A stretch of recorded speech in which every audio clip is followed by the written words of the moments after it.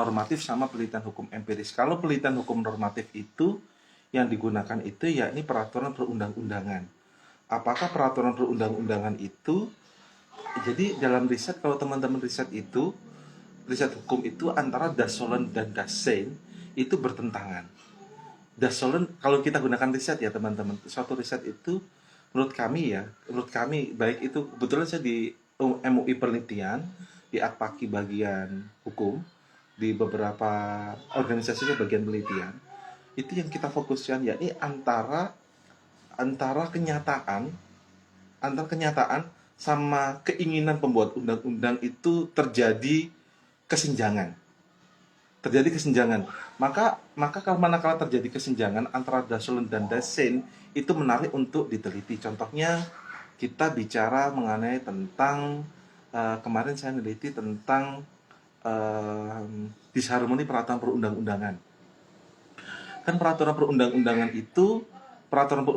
normanya itu teman-teman, peraturan perundang-undangan normanya itu apabila dalam hierarki peraturan perundang-undangan itu undang-undang yang lebih tinggi konstitusi bertentangan dengan undang-undang itu diuji di MK.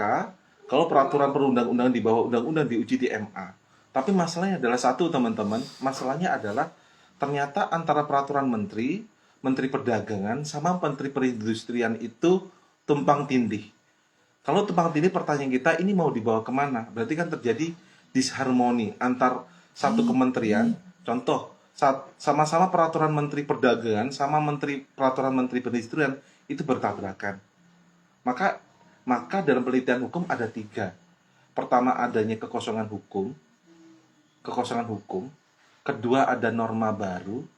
Ketiga, menambahi norma yang sudah ada dalam riset hukum. Jadi dalam satu riset hukum itu pertama normanya kosong atau normanya vakum, tidak ada normanya.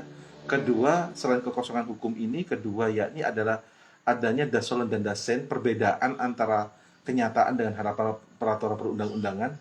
Yang ketiga ini menambahi suatu kebijakan yang sudah ada, dianggap itu mungkin sudah expired.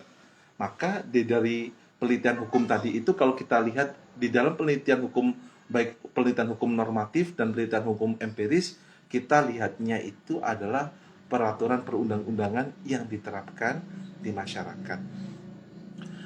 Perbedaannya teman-teman, kalau normatif itu fokusnya pada peraturan perundang-undangan, sedangkan empiris itu yakni penelitiannya itu data yang berkembang di masyarakat. Kalau kita bicara data, kita bicara kualitatif dan kuantitatif. Kalau kita fakultas syariah, kuantitatif dan kualitatif data. Contoh gini, terjadi pernikahan dini. Pertanyaan gini, mengapa pernikahan dini itu marak di desa sesuai dengan Undang-Undang Nomor 1 Tahun 74, junto tambahan ya, Undang-Undang Nomor 16 Tahun 2019 kan